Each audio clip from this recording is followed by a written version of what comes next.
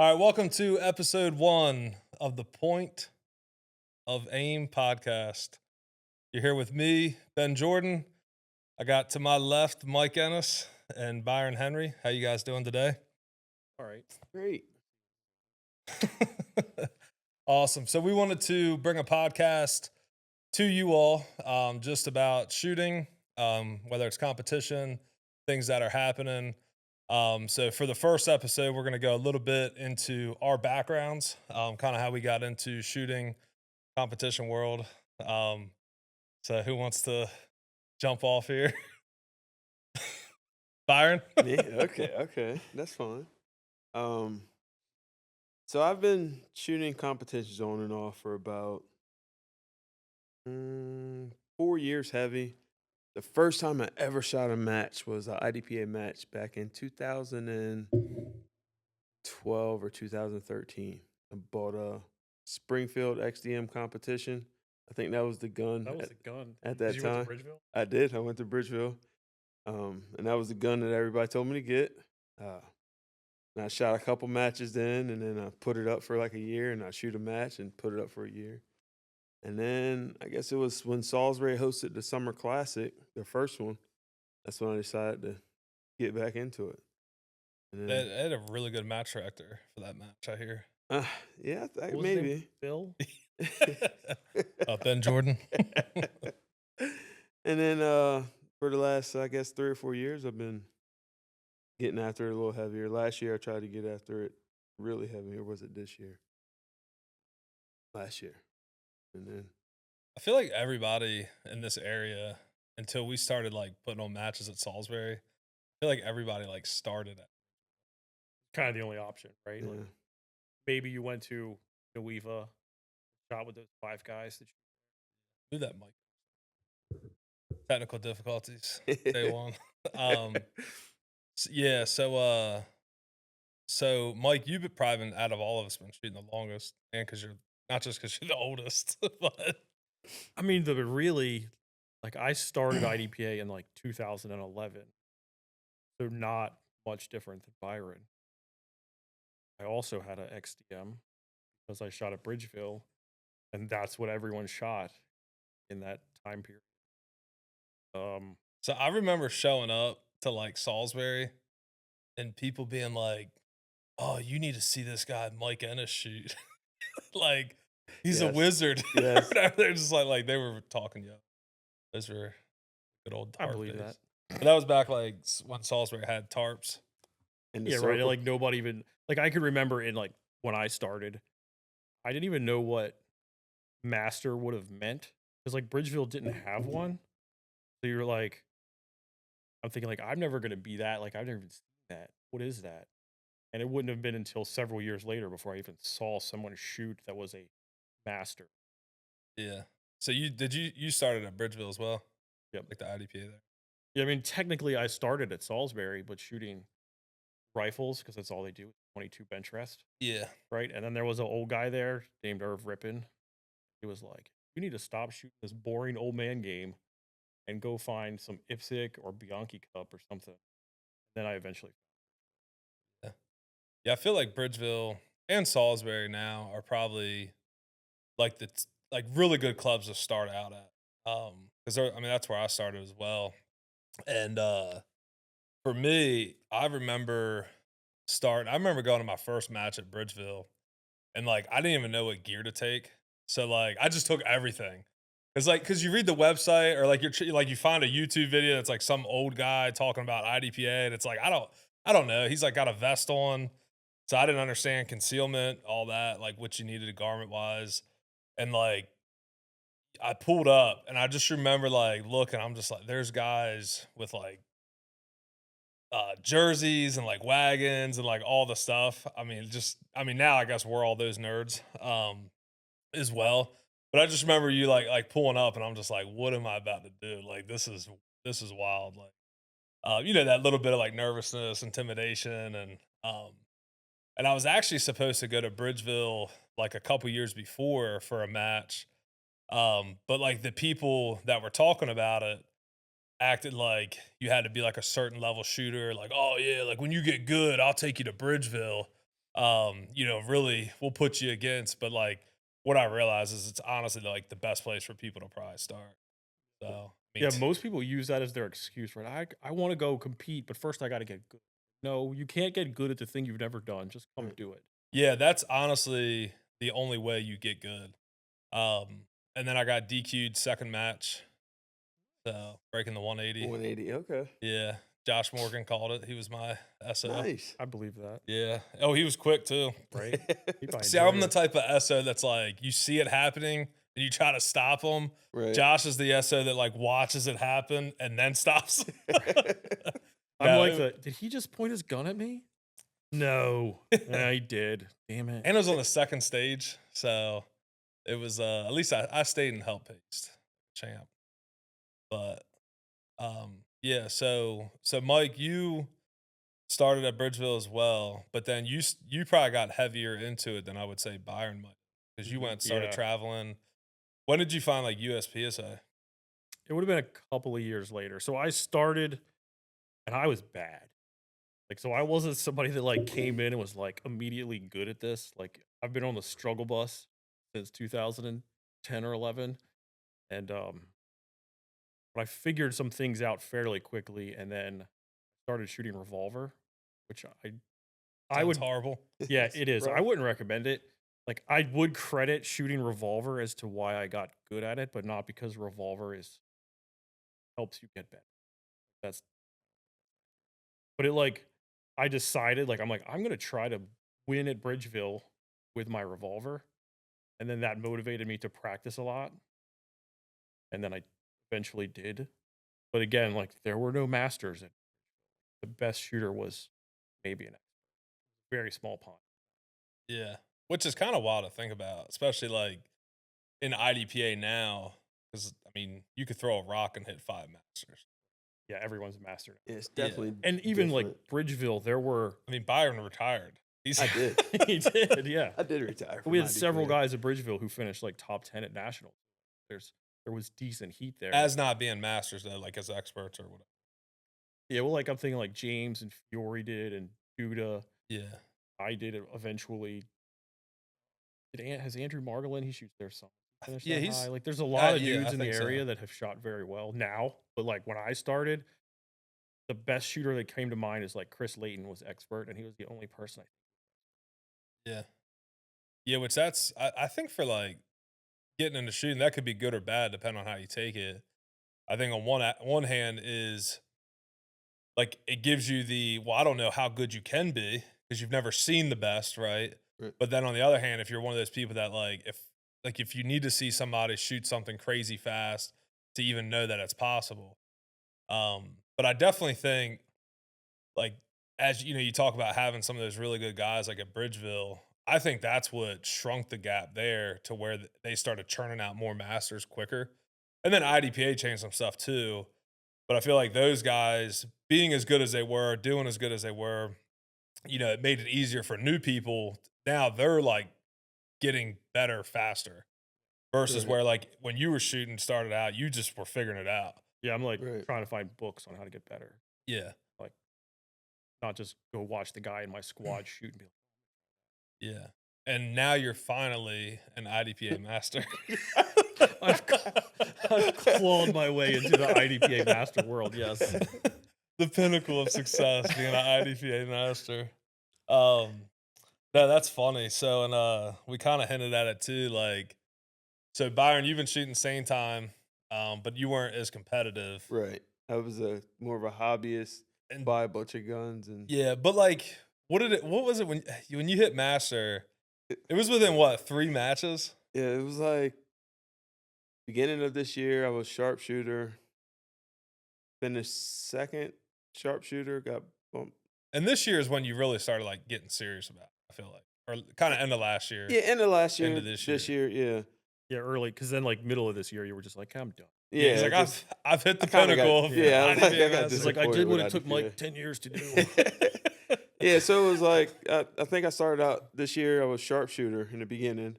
Shot Maryland State, took second sharpshooter, got bumped to expert.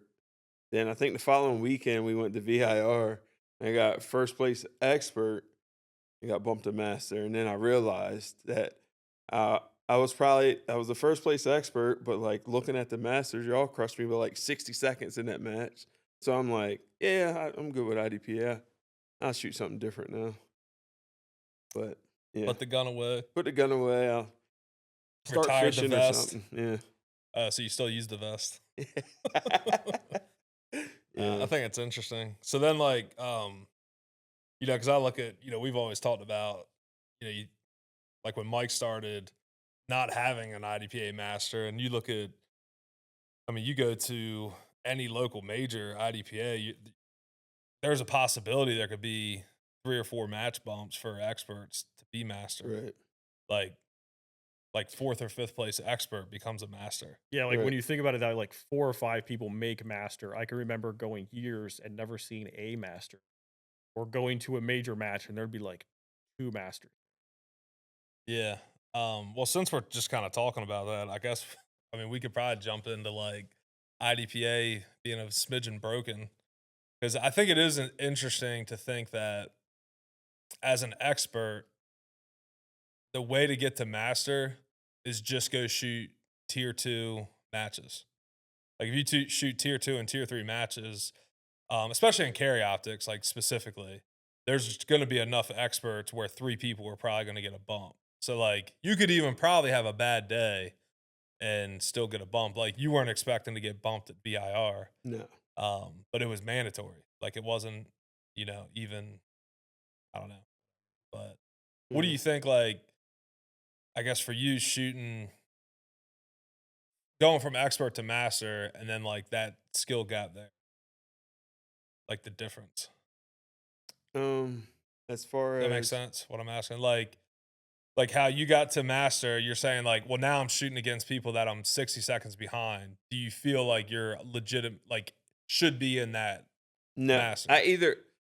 no, I don't. And I'm not saying that because you're a phenomenal shooter. Like I'm not trying to No, I feel like take a dig, but I think there's a there lot of should people be I talk something to. like in between, or I Just a don't lot know. of people I talk to that hit master say the same thing. They're like, It's well, cool, I've hit master, but what do I do now? Like right, I'm not gonna win, right, you know? exactly, And exactly. that could be said for me too. Like Yeah, I go and like, yeah, I'm gonna try to win. yeah, But there's good shooters there. yeah. So I mean, and I just in my position, like looking at it, I'm like, okay, I did was the first place expert. I did beat a couple masters, but they probably, I mean, let's be honest, they probably had bad matches. Like, so it's like for me, it's like there should be another category when you're talking about a time based division competition, whatever you want to call it.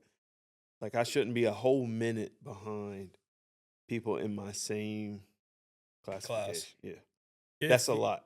if the intent of the system is to lump people of similar skill levels together, it's failing because everyone of all skill levels ends up at master if you shoot major matches, Right. right? If I think that IDPA's intent may be different. Maybe it is just the intent is to give you an easy path to advance because it will keep you hooked just long enough for someone else to take your place when you're like, well, I'm not going to win. So, like as long as you keep a little carrot in front of somebody so they keep chasing match bumps and make it attainable, they'll keep doing it. And I think that might be their business.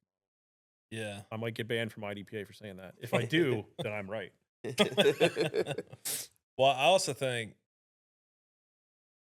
like IDPA has people that will chase bumps in every division. And I don't think there's anything wrong with that. No. I don't think That's either. what people do. Like Yeah. But I don't think like any of us are that. Like I think all of us predominantly like to shoot carry optics. And then if we go to a match where you can only shoot like Chesapeake Cup, you can only shoot an iron sight gun.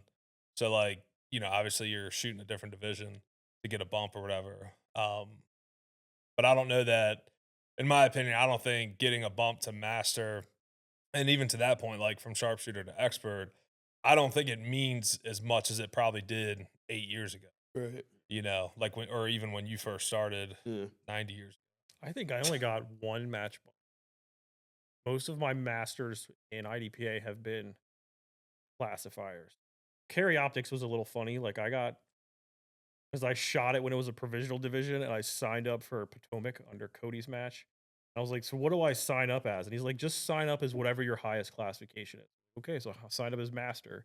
He turned the scores into IDPA, and I just instantly became master because I had signed up as master. I never signed a classifier. So you're not even a real master. Not even a real master, right?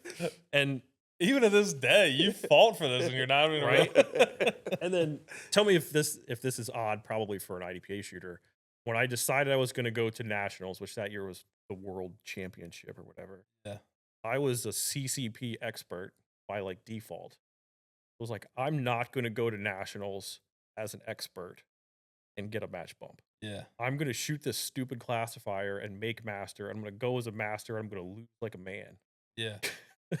So You're I better than could have me. one expert and gotten a bump to master, but that's not what I wanted to do. Yeah. And a lot of people seem to think I was an idiot. I mean, you didn't intentionally sandbag. What I did did Byron not, think you were an yeah. idiot? I didn't say. I was looking to see if what his facial expression as well is going to tell me a lot. It's if he thought I was an idiot or not. Yeah, I kind of look at it as like, I think nowadays most people that get into competition here on probably the last year and a half or two, maybe 3, a lot of them go directly to the dot, like out of the box. Mhm. This was It probably wasn't big though. certainly it wasn't big. Yeah, so I think like nowadays you have a ton of people that for them to go to irons, I think it's harder, right? Like it's Right. one thing when you started on irons, you went to the dot and you go back. Yeah. But I think like if you like, I mean, you look like Brantley Miriam from USPSA, phenomenal shooter. I think like I heard him say in a podcast, he's never shot iron sights. Okay. Like he literally just started shooting with a Right, dot. So like, right. so somebody like that, if he goes to irons, I would imagine he's still going to be a really good shooter, but there's probably going to be a little bit of like Yeah. a struggle there if he just went to a major that he didn't practice for, Right. you know, and just kind of showed up. Whereas when I started, I don't even know if anybody had a single optic back then. I mean, Not maybe at IDPA when you started it. yeah, it was just, If you went to USPSA probably USPSA, would have open. had open. Yeah, and I didn't know nothing about USPSA when I started. yeah, Like they've been running dots for like I have an open gun that was curves I mentioned earlier, and it's from the 90s. It had a dot on it when you shot Okay. it. Like they've been shooting dots forever. yeah, I don't know. yeah. I just think there's, I might get in trouble for saying this too, but I think as an organization, we do a disservice to the members when like you don't make it competitive. And it doesn't matter what skill level, because I've talked to guys, I mean, you guys know, like we work matches, we shoot matches, whatever, sponsor matches. But like everybody you talk to, generally from marksman to sharpshooter, sharpshooter to expert, and sometimes expert to master. And I know I felt this way, and it wasn't because I was like a good shooter, but like when I got that bump, I was like, I was shocked, like genuinely shocked, because I shot not at what I thought a master level should be. Right. And I had a lot of like points down and different stuff. And I know like even guys I've talked to that have went from sharpshooter to expert have even said like I don't that wasn't an expert performance, but they still got bumped. Right. So I don't know what they need to do, but I don't think having as many bumps is probably the answer. I mean, what was it like? I think Maryland State had 5 or 6 expert bumps to master. That sounds believable without looking at So it. I mean, I don't know. I just think like if I showed up and I got like 6th place expert and got a bump to master, like from a competitive aspect, I wouldn't feel good about that. It's like, hey, this is a trophy I got on the wall. It's 6th place. That's what bumped me to Right. master or whatever. And I think it's all like IDPA has always been easier to make master than like even like when I made it, I was shooting the revolver. And like I decided I was gonna try to win with a revolver. I dry fired for like 3 months and then shot the classifier and made master. Like that doesn't seem good enough. Like that doesn't make sense that that's a master level. Yeah. And then, you know, at that time the classifier was like 90 rounds. It was actually kind of hard. If you could do the 3rd stage at like 25 yards, like you were probably gonna make. And I think the times were like 90 seconds. And at one point, I think Ben Stager put out a video of him doing it in like 65. right? So like actual USPSA GM level dudes could do it 30 seconds below what like that's not even in the same world of. And then I think the match bumps was like if you had to beat like 10 people instead of 5, like theoretically you could still get too many. Eventually everyone would make master. If you took 100 people, which isn't crazy for an area, and shoot them against each other over and over again like we do in this region with all the matches, Yeah. everyone eventually becomes master.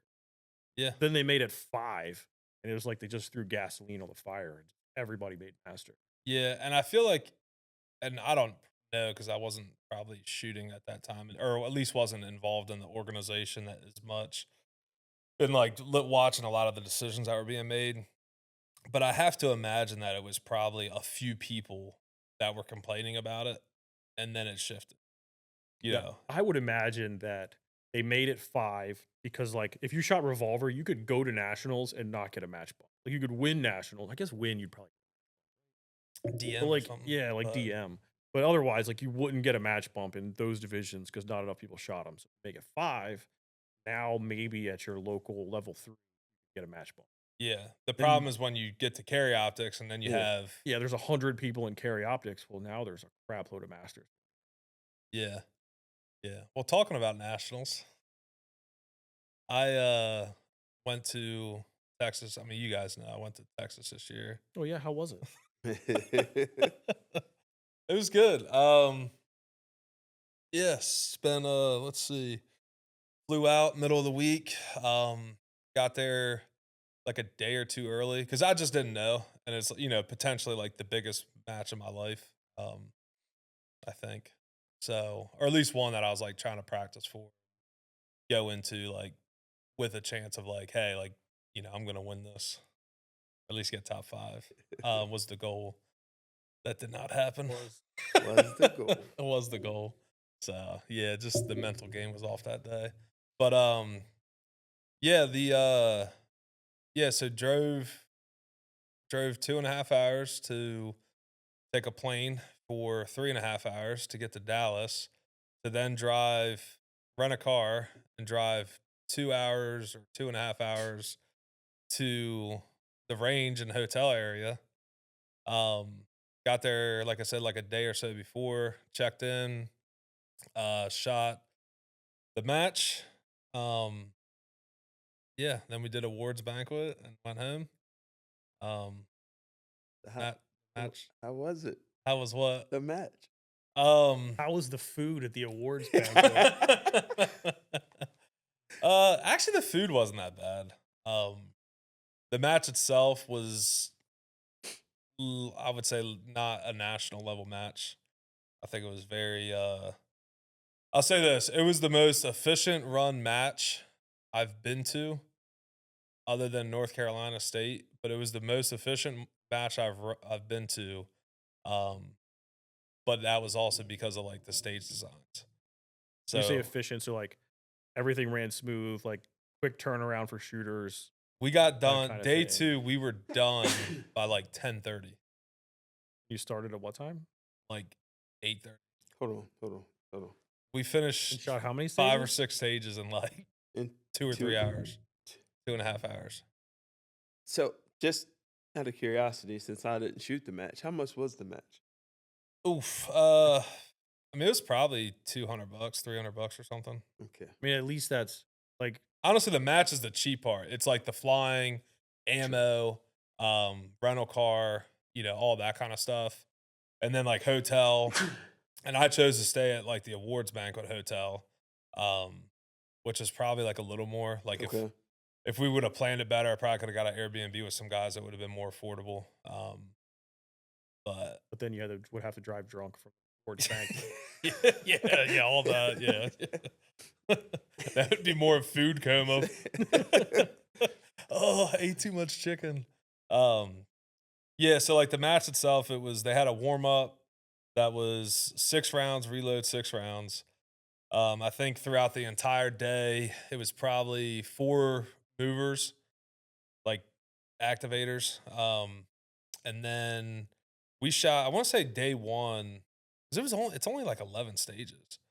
Hmm. Like, but like looking back now, I would have saved a ton of money if by just flying there the day before, like Wednesday, shooting Thursday, and then flying home like Thursday night. Okay. Like that match could have 100% been shot in one day. Probably would have done better because you're like warm Right. and you're constantly shooting. But I was super like disappointed with some of the stage designs because there was just like no creativity. And not like, because in the inverse, we'll complain about IDPA where they'll do like gimmicky stuff. So I appreciated that there wasn't a lot of gimmicky stuff. But what I didn't like is like you go to a national level match and you shoot, two of the actual stages. Well, four of the stages are stand and deliver. The warm up was, like I said, it was like basically six, reload six. The cooldown was the exact same thing. And then you had two other like just static stand and shoot stages. And literally like one of them you just stood and you literally just shot like in a half moon. Like, and there was, I don't know. I saw pictures of that one. It looked Yeah, you terrible can to see me. me on the Humble Marksman's channel. That might have been where I saw it. Yeah, that was me. We faked it because I just got done shooting it perfectly. By the way, so great. No, actually, I did shoot that pretty well. But then our squad was leaving, and he was like, "Hey, can I video somebody like pretending to shoot this?" And I had just got done shooting. And I was like, "Well, if I'm gonna like, how about I just actually shoot it again?" And what's funny is because I had Jesse Whitman hit me up. He's like, "I saw you on the Humble Marksman." But it was like I didn't have my vest on because I wanted to, hey, look at this cool jersey I'm wearing. Speaking of that jersey, this episode is sponsored by Practical Shooting Concepts, the premier firearms training company, not just in Maryland, not just in Virginia, not just in Delaware, but the entire United States of America and parts of China. All right. I've heard really good things about them. Yeah, so and also talking about nationals, so Noel Gardner, who was the MD, super nice guy when I met him. And I understand from a match perspective, you want it to flow well. I would say the thing for me is being a new shooter there, first time shooting nationals. You pull up to a brand new range you've never been to before. Oddly enough, they had like signs about like don't park here, don't park there, but there was no like, hey, registration is all the way over here in this building. Now, like being to matches, you could figure it out. But I just think about somebody like coming, like I said, first time. Obviously, like I figured it out, but it was also like just those little things where I'm like, this is the biggest match for IDPA in the world, right? Like this is their. I think there are bigger matches than nationals, right? Like if you go by number of stages and I'm talking competitors, about there like are this bigger should be. It should It be. should be. Yeah. That you would There's expect it bigger to and be. better matches, right? Like everybody said that even there. But like I just think like this should be the pinnacle or like this is how it should be done. This is the model of what like tier 2, tier 3 matches should be. And I didn't feel like that's what it was. The awards banquet was pretty nice. But I mean, I'm also okay with awards banquet at a picnic table, hanging out with the friend, that kind of thing. But it was nice. That was cool. But like I said, just like some of that stuff, and like even little things, like not having the right colored pasters for targets. Like, I That would literally bother me. Like even from not even just as a competitor, just a match, like if I was the match director or like I want it to look nice. yeah. And they were like IDPA pasters, but like they'll have the brown ones, and then they have like the cream ones. It was like the cream ones for the targets. But not the like lighter colored target. It's like the darker Yeah, target. no, it was like, yeah, like the pasters were definitely wrong. Which again, like people were like, oh, well, just shoot it, but it's like no, like this is a national level match. It should be run like that. But it looked like, I think what happened is they just had a bunch of those pasters left over, and they were like, yeah, we need to get rid of this pallet of pasters. Got a deal or something. Yeah. Yeah, I can remember working like when I worked Area 8 with Bill, he was very big on like, we need this to look nice. I want brand new walls that are all painted the same color for the whole match. Like everything should look, and it made the match look very professional. And that's a little thing that like would just make it look more. Yeah, honestly, his stuff was probably the best thing of the match. Going in the porta potties and just read like I literally went to porta potty. There's like 3 different signs, and I thought they were hilarious. Um, yeah, so the match itself, like I said, was ran efficiently just because of the stage designs were lacking in some areas, and I think part of it is probably because it's Noel's, like, first time, Okay. and you don't want it to be where people are there at 6, 7, 8 o'clock at night, I guess, tearing down, like, I understand that because they said that at the awards banquet, like, this was the first time that they were tore down early, people were able to get back, get a shower, and then get to the awards, um So, and I was wondering, like you said, there was a warm up and a cool down. So there wasn't like a warm up on day two. It No. was a cool down at the end of day two, and it was Yes. the same as the warm up. Yeah. You shot the exact same thing Yeah, twice. so they had every bay had the exact, like, 2 or 3 target stands with, like, their sticks, and, like, when you started, they had them in, you shot it, and then once you got to whatever stage you finished at, you shot it. Hmm.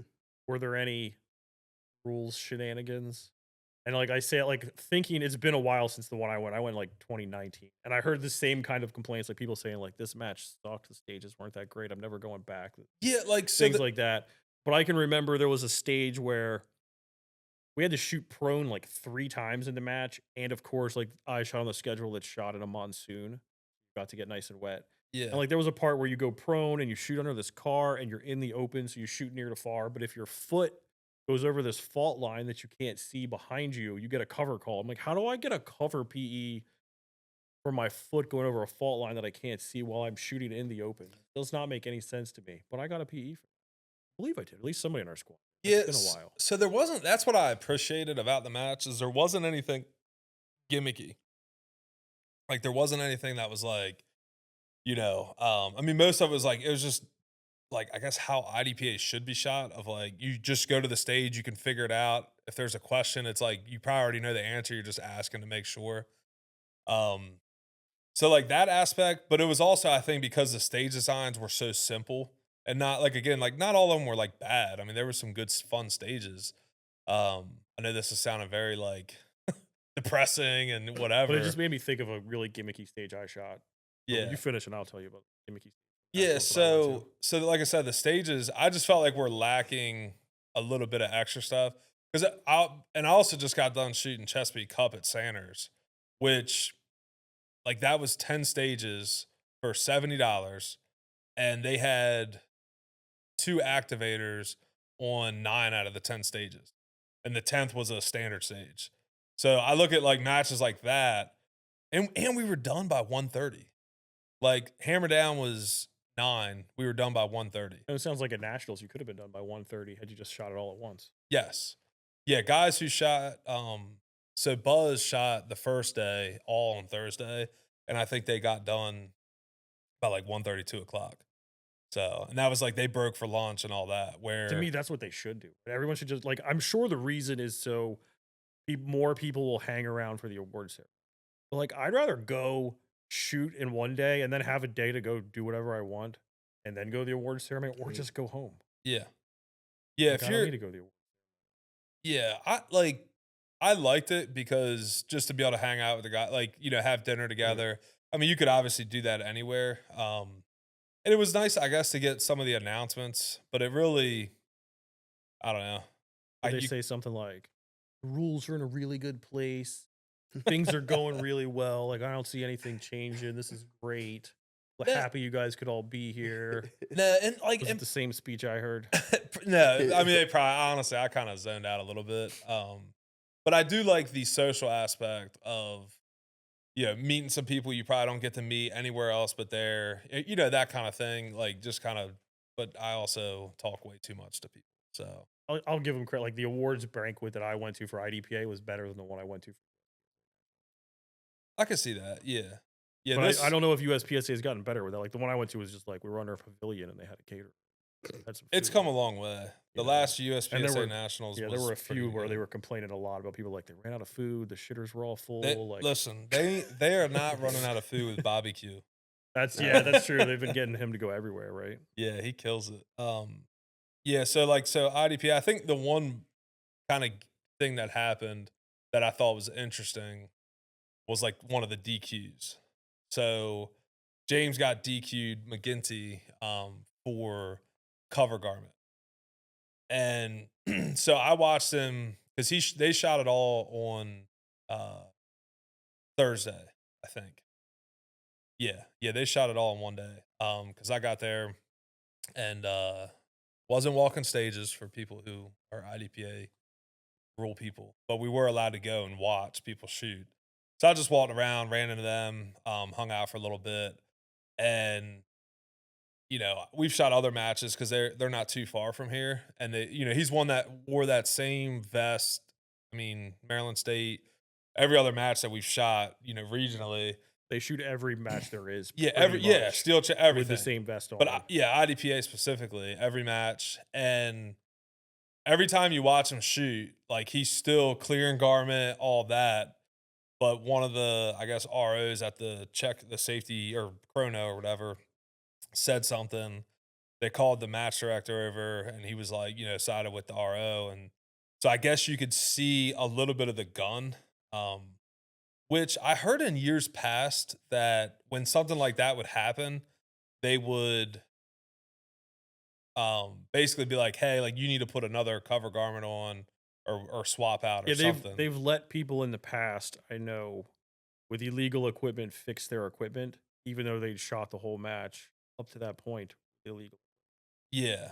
And it wasn't like, in my opinion, like, yes, I guess per the rules, it was And illegal, I guess. But I They didn't undq'd JJ and then changed the rule book because of it, that's so that he could that's a win fair point. nationals, probably because Beretta was the Well, title McGinty was sponsor. winning. I mean, he was winning. Well, yeah, but Brugger didn't sponsor the match. I mean, That's fair. what did him in. That's Like he fair. would if he had sponsored the match as the title sponsor and they paid $10,000 or whatever it is to sponsor that match, There probably would he'd have be been the a little. national champion. So right it now. wasn't even on a stage; it was at Chrono. Yeah, I believe so. So I think and this is typical IDPA where he's worn that vest at every other major. So theoretically, those rules should still be enforced at all those other tier 2 and tier 3 They matches. should like go back and strip him of the thousands of match titles that he's won, because it's probably an absurd number of matches. Oh, I'm sure. Yeah, I mean they shoot.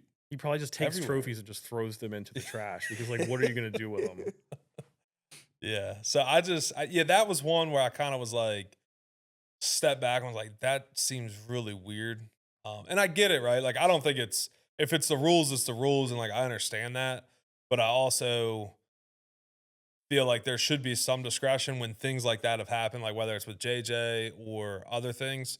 But I also understand like you can't play favorites either. But it just seemed, like, yeah, he won, but he didn't win because he got DQ'd. So, And like, do they still do the thing where you like put your arms straight out and that's how they check it, or was Yeah. it just like I can see his holster from over here? So I think it was like that where they could like, oh, I could see his holster. But this is the other thing that I think infuriates me about it is the fact that he had shot in half of the match and then gets DQ'd on equipment. Yeah. Like, why was like equipment not prior, right? yeah, like they ought to, out That of should be courtey, at the do it bay. stage one. Yeah, they should check you. So then you get the option where if you get DQ'd or if you get like called out, it's like, well, you haven't shot yet. Just wear a bigger vest, Right. and then you can at least compete. Were we in Virginia? Did we shoot Virginia last year? Yeah, Did we shoot Virginia State IDPA? There was a guy who had the wrong type of belt, but their tech, when they checked their vest and everything, they checked it before you shot the first stage, yeah, and they actually let him go get the proper belt. yeah, And yeah. they come Yep. back, jump back in the Yeah, I squad, remember and that. shoot. Well, Virginia was the reason I bought the gamer vest that I bought was because I passed equipment check at all these other matches locally, passed it at Virginia, and then somebody pulled me aside and was like, that vest isn't legal. And I was like, what do you mean? I was like, I just passed equipment check, everything else. They're like, oh, I can see, the, and again, like we're probably being petty, but you're still like the time is still there to move the garment Right. out of the way. Right. So, yeah. So I think like that's something from like a match director or match officiant, whatever perspective. And this is not just for nationals. I've seen this at local matches. If you're gonna have strict equipment checks like that, do it in the beginning of the match. Yeah. Like, do it at stage 1. Most Now matches here do it that way. Like it's even yeah, before you go to your bay, it's like, oh yeah, go do equipment check, and then you're on bay in 1 our or area, whatever. yeah. Yeah. But, I mean, clearly not everywhere Really, else. yeah, obviously. Yeah, because yeah, and then, like, I think that was probably the biggest stuff. I just think, whatever, like, nationals should be the gold standard ultimately. So if you're gonna run equipment check, yes, do it, but like let it be where people, if nothing else, have a bay open or a safe area open where if people can go there if they want to, give them the option where hey, you can go there before you start the match. If they give you like a chip or whatever the thing is, then at least if you go to a quit like the actual chrono, then it's like, well, hey, I got approved. Like if you're telling me as the match director that I'm not, I've been approved. Like at that point, I'll just switch my vest. You give them the option versus just stripping, Right. I mean, really like a national title away from somebody now because they got DQ'd. So, anyways, IDPA, you gotta love it. And this was the other thing. But wait, There's more. And like a month before nationals, they banned SIG 320s, Oh yeah. which Yeah. is like, or I guess it might have been like a month and a half or two. Wasn't long. It was close enough It that w- people were like, "What am I gonna?" I mean, if you've been training for nationals and shot yeah. whatever many number of matches it took to get the points to get in with a 320, and now you're like, "I don't even own a gun Yeah. to go to this match. I've spent all this money." Yeah. Yeah, that, and I don't shoot a 320, but I resonate because literally, out of all the guns that SIG I can. sells, the 320 is the only one that's like actually IDPA legal, other than like the 365 for bug or whatever. Right. But so you're going to a national match with a gun, to Mike's point, you've been training with all year, maybe 2 years, shooting again the biggest match of your life, and about to invest a ton of money into getting there, food, all the stuff. Yeah. And then just to be a month or two before, well, now I gotta go find a Glock or whatever. I think that's super, and from a national, it really international organization, I don't think that they should have jumped on the bandwagon and set the precedence for like all of us, right? Like as a 2A community, the last thing we need to do as an organization is start banning guns at places. And this just kind of hit me, but it's not really the first time they've done that. Um, because when I was shooting revolver, I didn't go to the nationals. It was when they had Smith and Wesson indoor nationals, and someone there got DQ'd for their way they had bobbed their hammer, which was like you cut like basically the whole backside of the hammer off and make it super light, which I had done that to both of my guns. Um, Lots of people did this at national. I'd been through equipment checks at nationals. This has always been fine. People do it in USPSA and IDPA. And then someone got DQ'd, and they're like, "There's no rule that says that's illegal." And then they like tweak the rule book after to say that if you could pull the trigger with the cylinder open, then the gun isn't safe because Smith and Wesson has a safety in there that keeps you from pulling the trigger. Like the hammer hits a little block to stop the hammer from going back if you try to pull the trigger with the cylinder open. The gun can't go off with the cylinder open. Like we understand this, right? So like I have I have a 625 for 45 to shoot ESR because it's two divisions then, and a 686 for SSR. Like $2,000 worth of guns that are completely illegal now in IDPA because they changed the rules. What do you think I did? Like I didn't go, I'm going to go buy a new hammer. I went F IDPA. I'm never shooting this again. And I went and shot USPSA for several years. And the only reason I started shooting IDPA again was because I went to Bridgeville one day to shoot, and the whole range was closed for a stupid Delaware State Championship. I was like, I always wanted them to have a Delaware State Championship. I like those guys. I'm going to shoot this next year. And then they sucked me back into that stupid game. But Yeah, it really pissed me off when they like suddenly obsoleted thousands of dollars worth of my equipment for no reason at all. I was mad. I mean, that's what they just did And to. that's what they did to 320s. And Yeah. then I found out later that they had once did it before with revolvers because you were allowed to shoot 5-inch guns. They said no, it can only be a 4-inch gun. So everyone that had 5-inch guns suddenly didn't have a legal gun. And then they did it with CCP. I think they shrunk the box. Like people bought guns for the box, And they were like, "Ooh, no, we didn't want those guns. We're gonna make the box a little smaller." And then those guns became. Then a bunch of people had like they've done this several times. Yeah, part of me just feels like instead of I'm kidding. yeah, I'm or glad just- I'm retiring from this stupid sport too. I'm gonna shoot. well, that's what it does. GTA. I love the guys that you shoot with. I mean, I really like the sport. Like, it's fun. It's completely different, obviously, than USPSA and other stuff, GPA and all. But like, it has its place, in my opinion. I think if they changed 3 to 5 rules, they could really make the game fun again. But what I've seen though is you have a lot of ranges and clubs where predominantly it's like older guys, right, that are setting up, working stages, working matches, and quite frankly, except for our club, we're bringing in some young blood. But I think what happens is you get a lot of guys that are just like tired, so they end up just kind of like, well, we'll just throw something together because we've been doing it for 20 years now. And you get a lot of guys that do just want to go and they don't really care what they're shooting. They just want to shoot their gun and that's what it is. And then you have the other hand of like the guys who, hey, I want to go to this match and go against the McGinty's and the whoever's, and I want to see where I stack up against those guys. And I think that's where IDPA a lot of times tries to just do things instead of like putting it out for people to actually talk about and like, hey, we're going to do a rule change. This is what we were thinking about. What does everybody else think? It's like, no, this is the rule change. We're going to send it out to the area coordinators. They're going to distribute it. Oh, and by the way, when I open up this file on email, the first sentence is these rules only pertain to our area. Do not share them to anybody from any other area. And it's like you get a talking to.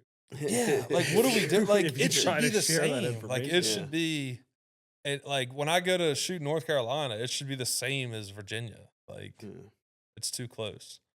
So I guess I've had discussions on forums as to whether or not I'm a cheater because of things I've done to my equipment. That like I'm like, my area coordinator said I can do this, so I did it, and that's how I checked with him. That's how the rules say I'm supposed to do it. If your AC doesn't say that, like, it's not my fault. yeah. I'm just doing what I was told. Yeah. On top of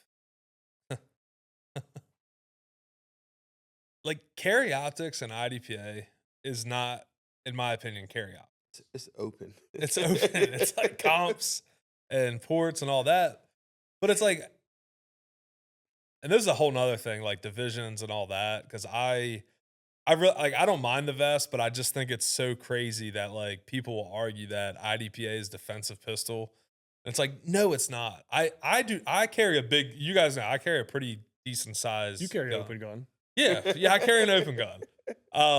And I don't even shoot it in IDPA because I carry a 44.9999998 ounce gun. And like, but that's something like I'm never gonna carry that gun realistically, and I dang sure ain't gonna do it with a vest on. Right. Like I've been saying for probably 2 years now that like just make a carry division. Like just make it to where if you want to carry and be defensive, cool. Wear a t-shirt. I would probably Sweatshirt? I would be more likely to want to shoot that division. Me too. Yeah, like I mean, you talk about whether you do like CCP with optics or bug optics, some of those divisions that people were legitimately might carry, right? Like a 365, Glock 19, whatever. But like, I'm sorry, a 45 ounce gun is not. Yeah. It's not defensive. So it's gamer. We all do it. We all game it. I don't care what anybody says. Am I the only one though that you kind of want to like set up a gun with a kind of short barrel, a comp, a whole bunch of holes in the barrel, load some like 90 grain bullets at really fast, making 125 just to make the most noise you can, just to piss off the ROs, right? Like that would be. Yeah, I mean, especially if it was an indoor range, Right. And VIR like at night, like pitch black. And just one of shooting those matches, fireballs. were you at the match at 757 where the open shooter blew out a light over his head? No, but I remember you telling me. Yeah, that was awesome. Speaking of VR, I did like the VIR match. The whole I like the format of that match. 'Cause it's hard. Yeah, it is. It's a fun match. You definitely need light too. Because what were those? That one stage it was like 25-yard shots in the Yeah, like the in whole dark. day. Yeah, in the dark. You need a good light. Yeah. Yeah. know. Well, they do. I feel like they do a really good job. Back to like running efficient matches. I feel Right. like I guess we're I don't know. When he brought up VIR, and I got excited because that is like a gun you could go and like shoot your carry gun with a light or whatever Yeah. and have a good time. You know what's a good match for a carry gun? It's coming to Salisbury Gun Club. It's our zombie match. As long as you don't weigh over 33 Oh ounces. yeah, we made the rules really hard. Yeah, you're illegal. Am I? Yeah. No, probably yours so. is probably fine. I don't even care. I'm shooting it either way. Your gun's so- Are you? probably good. Yeah. If it's illegal or not, it's dude. But he's gonna shoot the gun either way. He just may not be in the. Okay. Imagine like I carry this gun every day, but it doesn't make the CCW. Yes. Yeah, which Yeah, I like- understand. You got to have a limit. I understand. You got to. I was just gonna like put it in my name and just run what I run. And it was like, why don't some other guys do this too? And then Phil's like, let's make it official. Well, you got to follow the rules for the match coming up next year for that series. I'm like, I just want. That's how I feel. I'm just gonna shoot my carry gun, and whatever happens. I'll have a can of I don't even crime know set what my up. I know what mine is. Wait, what are you carrying? Well, right now I'm carrying a brat. Just use that I might like that might be what I have to use. Might not have a choice, especially if this other gun ever gets found in the mail. in the drop box. Fuck. So kind of getting back to IDPA. So since nationals, because that was a little bit ago now. Like I said, I think I started flaring up at Chesapeake because Chesapeake I went into with just no expectation. I'm just going. I don't even know what I shot. I shot SSP. Just went in. I'm like, I'm just gonna shoot, like have fun, like no, like I didn't go in to like try to win. It's like I'm just going in to We're all just shoot. time champ. Yeah. What's that? What? Huh? Huh? So that was, like I said, very well run match, which they always do a good job. A lot of activators, super fun. That match is always cheap, right? Like Yeah. the Chesapeake Cup, like they try to do like there's no shirts, no food. There's There was food. Was there food this time? Yeah, they had like full like Italian cold cuts, Nice. roast beef. Usually there's no food, and there's this limited prize table, and they keep the price like in past. It's bucks something. So this shit they did $70. The prize table, like there was 2 guns, Ruger. Yeah, like sometimes they get some stuff. But they don't like Medusa. try as hard to get stuff as they do like Maryland. Yeah, Medusa gave away a bunch of like primers and different stuff. And then they had like a ton of trophies. Yeah, they give away kind of cool. Like I like their. Yeah, I got 2. I got a division champ trophy and SSP. Whose division champ trophy did you get? I didn't Mine. remember your name being at the top of the list.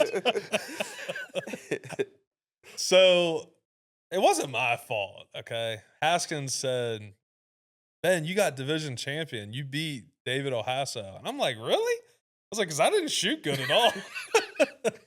I'm thinking like I'm struggling for like second or third expert, right? Like that's what I'm shooting in. And he's like, dude, man, great job. You beat Ohasso. I was like, cool. And then yeah, found out I didn't beat Ohasso.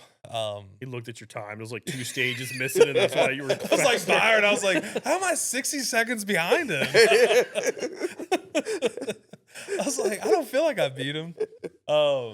Yes. Anyways, so I hit up James and was like, hey, so by the way, can you let Dave know I have his trophies? But I guess what it was is he was gonna give me. They have a top master trophy, and since there was no master SSP there, I guess I get it because now I'm a master. I don't know. Right. Yeah, he just wanted to get rid of the cup. is what it Yeah, felt like he was gonna but take. I'll take it because I like having 2 cups. Like, it's either I'm taking that one or I'm not giving Dave's back. Either way. I should like just take a picture of it. They were nice glasses, but like that, like to that point, right? Like you can put on an affordable match, and again, like no t-shirts, but you did get trophies. I will say I like my t-shirt. Food, or good t-shirts. You get a good t-shirt. For the love of God, put bigger sizes on there. Right. I can't stand when it's like 3X or just XL. Like it goes like XL or 2X. I don't even wear an XL. Yeah.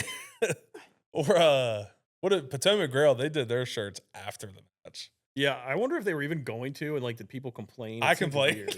I mean, that was Yeah. like $130 match. Yeah, it was a pretty Oh, and it expensive didn't. match for like Okay. basically nothing. Did we get lunch? I don't remember.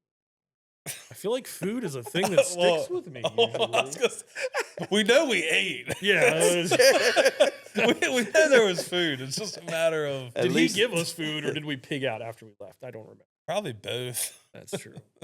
Like BIR when we had 2 I didn't cheeseburgers. shoot it this year, but I feel like last year they had the barbecue guy at Potomac Grill. Like barbecue. Yes, I think so. No, Sure, you're not thinking of like Maryland. they like, did. the USPSA They match? did Jimmy John's this year. Jimmy John's. Yeah, that's what they Right, yeah. did, which is fine. Like Jimmy John's is fine. Like that's it's just like something nice to hold you over. But anyways, I'll digress on food. So see, this is why you got to shoot other matches. But I did feel like with Potomac, just since we're talking about it and IDPA, because we had a little scuffle on one of those days. Well, not us, Andrew Margolin and Matt Klein did. What do you mean scuffle? I think. Remember the stage 10?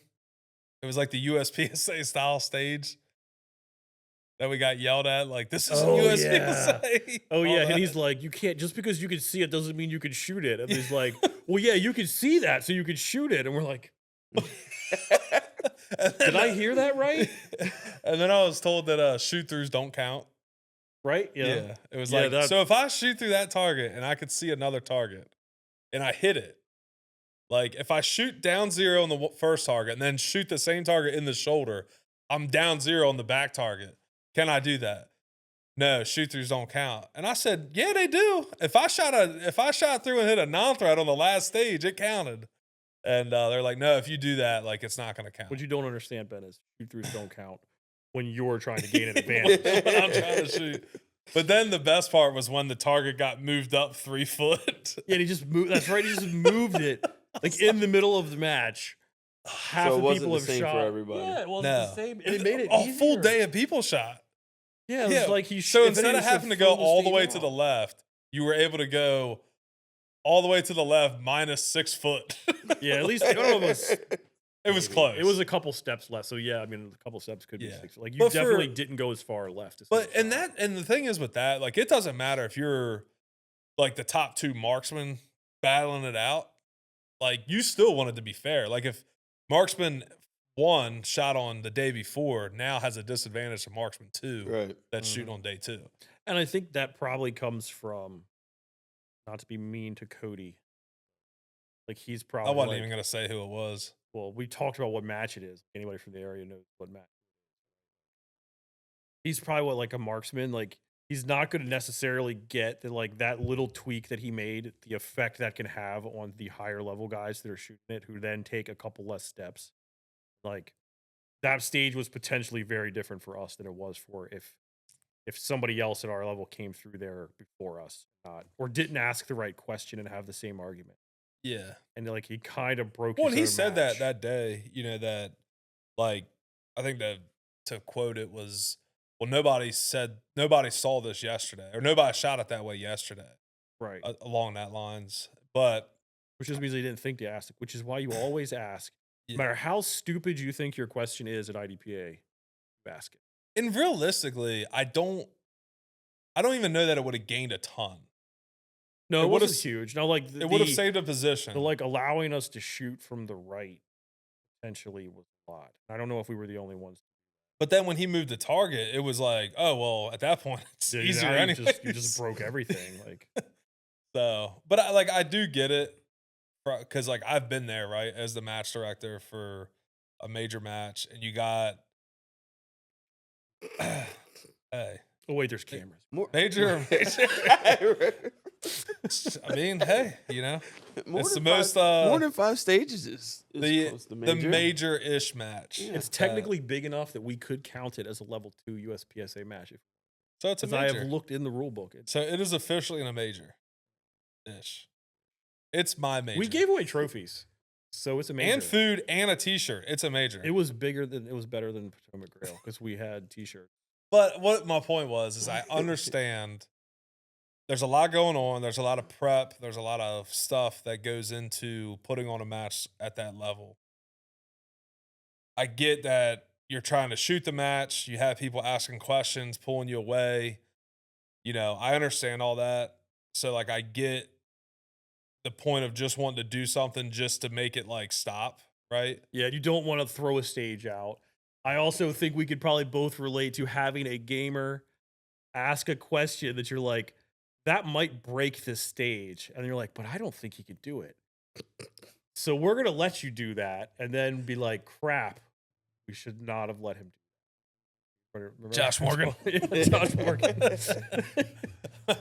But, yeah. And we just had to read the thing closer. We But- probably should not have let him do that. But that it's the- also how you learn. Was that the Yeah. barrel stage that one year? Yes. Yes. Okay. Yeah. Did he stack? Was he going to stack shots or I forget what exactly? I think he shot everything from like the first go through. And then the other ones he just like threw yeah, or it something. was something. It was something with the way the thing was worded. And Yeah. Ultimately, he broke it. whenever and we shouldn't have Josh let him. asks, you just say no. Yeah, just say no. But again, that's how you learn. And that was also when we didn't really have a rule set we were following. Yeah, we were just winging that. Yeah. But I think with like an IDPA specifically, because it is so rule driven, in that situation, he should have just been like, okay, legally, yes, you're allowed to do that, you know? And like what I would have done as the match director, been like, hey, you know, so and so, 100%. If you want to do that, you're legally allowed to. We should have set it up, managed the stage better, whatever. But will you sleep better at night knowing that you did that? Right. And just guilt trip them into not doing it. If I you saw- do that, you will be less of a man. I saw Russell kind of do that to somebody at.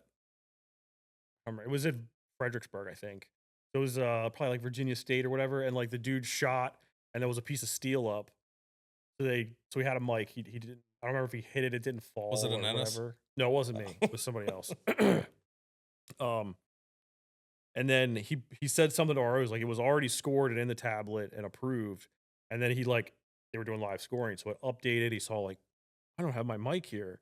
So he went to the staff and was like, hey, like I should have a mic.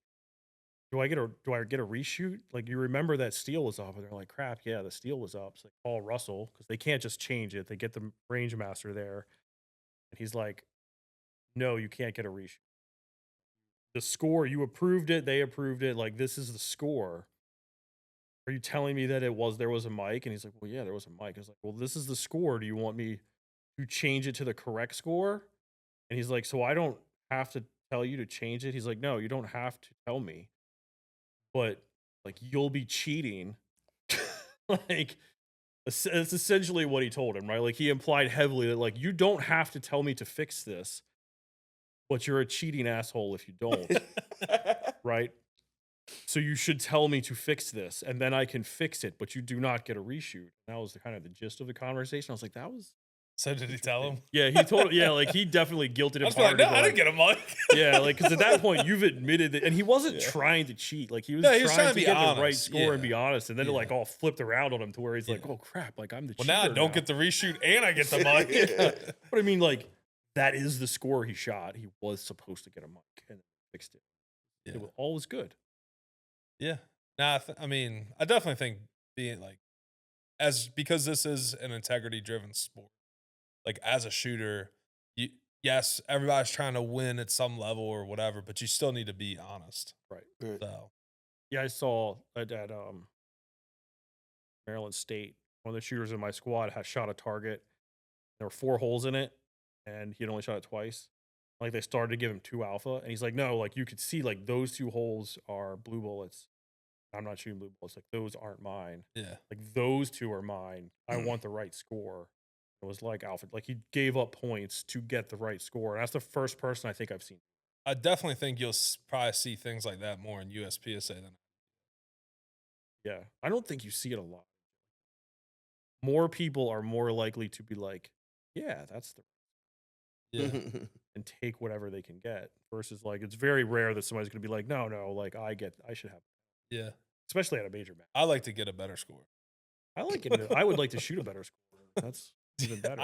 I remember what was it? I think it was Pennsylvania State when I think it was a out or like a down zero and a mic, and James like yelled or whatever because the RO called um like 2 zeros or whatever, Yeah. and James was like, "Zero, you're blind as a bat," and like just like yells at this RO, and then he like re-looks and is like, or it might have been a one or something.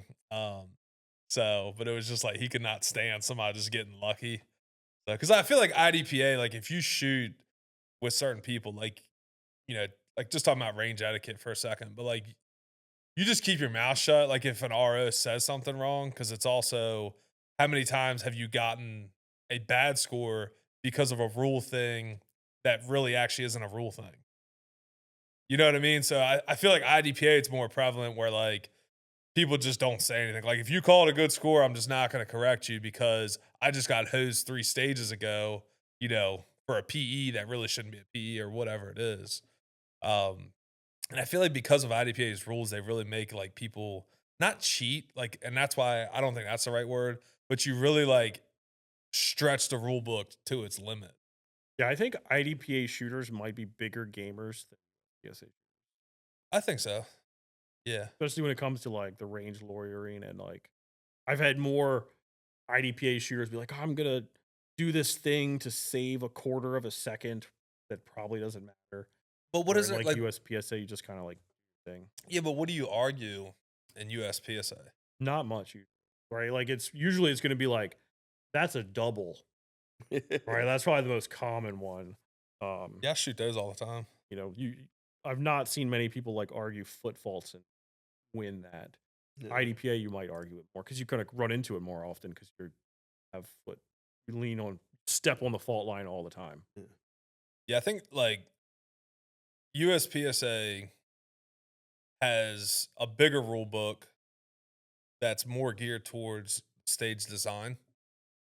So if the stage design is designed properly to the rules, you're going to have less argument on the actual shooting of it. Where IDPA has a ton of rules on like the equipment, the gear, how fault lines, where Yeah. you can reload, like all that kind of stuff. And that's where all the arguments end up. IDPA is like, well, you weren't at slide lock with your 1 foot Right. over this fault line, so you get a PE. You know, like I don't know, just let people reload where they want to reload. Just made I mean, 300 I people think the happy. reason GPA exists is because of arguments at match at IDPA. Oh yeah, I mean you guys know like I've helped Chuck and Terry with a lot of the rule stuff because I am the chief gamer and matches now and then. And a lot of it is like, yeah, it's like if you guys are gonna try to do something that's IDPA esque but not IDPA, it's like, yeah, like you got to do away with some of the dumb rules, you know? Yeah. So like reloads, um, like even the vest. I mean, I thought it was a great idea that they just did away with that, especially when they had outer belts. It's like have an outer belt. Yeah, With, it doesn't really Yeah. work well with a vest. Like yeah. I found that pretty. Felt like I got hung up more. It just didn't. Yeah, and then when most guys are like that are shooting, and this isn't just top level guys that are shooting. This is the average guy showing up is like, I don't want to wear a vest. Like I'm Yeah. just not going to wear it. Yeah. I'll take the PE per stage, and I'll Yeah. just not wear a vest. And 80 degrees outside, and you got on a fishing vest. yeah, or Or like you, a heavy canvas thick yeah, vest to game it. but you don't have to get the canvas vest. Yeah, you don't have to. Yeah, only if you want to win. But only if you wanted to not interfere with your reload at all. Yeah. And like, you talk about GPA, that literally came from frustrations of IDPA and is now in like 13 states and Argentina or something somewhere or Australia or Yeah, something. I thought he mentioned some other country. Yeah, because I was like, Chuck, if you want to pay my plane ticket and all to get out there, I will come help you run matches. Yeah. So I do like GPA because you still have to have like accountability with your shooting, whereas like IDPA you definitely like want down zeros. yeah. GPA you can push it a little bit because it's half second scoring. In USPSA you just got to be fast. and I'm not built for speed, so I kind of lean towards GPA or IDPA right now. Hopefully that'll change here, but GPA is nice. Yeah. I mean, like when I came off of nationals, and that was in my mind like the last match, mentally that I was like shooting, but then went to Maryland State and I was still shooting like IDPA speed, Mm. and it just ate my lunch because I mean, I was like I didn't have a ton of, well, I guess some stages I still had bad scores, but it was more like me to the next guy. He probably had like 3 mics, a no shoot, and whatever, a foot fault, and still beat me just because his raw time was so much faster. Yeah. So there is something to be said about that. But if you take in any sport, if you take the same time, it comes down to the hits ultimately. So Yeah, you've got to be on pace first. USPS, whoever has the best. yeah, Like, and the top guys are still like just dropping a few Charlies. Like, everybody will have mistakes and throw a Delta or a Mike or something, probably. yeah. Which I mean, Chesapeake Cup, I did try to see if I could outspeed like the shooting of IDPA, and I think it works on that match because of the difficulty of targets. So you have a lot of guys that like, the frustrator that's like just coming up and moving, whatever. You have a lot of guys that are taking 30 seconds to shoot at that, right? At an expert level, they might be taking 15 seconds or 10 seconds to like hit 2 alpha on that target. Where like me, the thing popped up. I hit a perfect headshot on the first one, and the second shot, because I'm shooting irons, I shot over and I called it, but it went down. So I was like, oh well, there's a mic and it's gone. You just leave it. Where like other guys were like probably fighting with that because and then you just can't make that time up. Yeah. Yet it's hard for people to, especially in IDPA, to think like it's okay to drop a point. And sometimes like I've shot at that club, even especially like moving targets that might disappear for like 2 seconds. Like, hey, if you can be sure you at least got down 2 or better, and it's going to disappear for 2 seconds, like it does not make sense to wait and try to make that up because you might still not end up with a down 0 and you've spent more than 2 seconds. Yeah. Just shoot 2. Try to be sure you got down 2 on it and go. Yeah, that's the biggest thing in IDPA with like IDPA specific shooters is like getting over the everything has to be down 0. Yeah. Now, I mean, like most of the time, It does. Yeah, for sure. But For sure. it makes it very hard for them to learn to go faster because they take that mentality. Yeah. And it's like if you just moved the gun faster to like target to target, you would save a lot of that time. Yeah. And we see it in classes too. Like trying to get people to like, hey, how do we shoot fast? And you tell them, like, hey, these are a couple things to like get you shooting faster. And, but then it's like, then they shoot faster and they start throwing shots, which is what happens in practice, right? When you Yeah. try to go fast and you start throwing shots until you start to figure out what you need to do. And like most guys are like, oh, like, I threw it down 2, down 3, and it's like, hey, like it's cool, like it's practice, like just that's what we should be doing to get better. And a lot of times I think people beat themselves up versus, I mean, dude, we've talked about it at matches before. It's like, hey, I'm gonna send 2 to this guy. If it works out, it works out, but I'm not gonna sit there and wait 3 hours for it to reappear. And so, like some of those super fast like clamshells and stuff, it's like Mhm. you just got to try to get 2 decent shots on it. Yeah. I Some think- people get lucky and hit perfect headshots for a PA. There was that fast. What was it? Up and over. I think where were we at? License and Bark always, well, not always. They have one that can go up and over really fast to where it's really hard to just. PA did too. I Was it wasn't- Arctic Blast or one of those? It I was think like it a was the half. GPA. Was that like half? Was it the GPA? think. Yeah, and it went up and over. I'm trying to think of where we were at, and it Yeah, was where I like, won the GPA state match there. but I think like out of our squad, like it was only like Mike, myself, and one other person that got 2 hits on the target. I think. Yeah, don't very remember- few people I think even. it was that one. I think it was Yeah, the that's GPA where it one. was. Was it? Yeah. Yeah. That was And most people will, lots of times, especially IDPA, you'll see guys come up to a target like that, and like you'll notice like their cadence shooting like steady, and then he gets to that thing, it's like, and it's like you completely threw the sights out the window and just ripped that trigger as fast as you could. Yeah. And Or then you like they did try that to other like thing. pre-shoot it. Yeah. Yeah. Which I think can work if you time I just aimed two at it and shot at it. it. Awesome. Now we'll close this out. Appreciate everybody. If you've stayed on this long, I know we've rambled a little bit, but we just wanted to share our thoughts and just have some conversations on some matches and different things.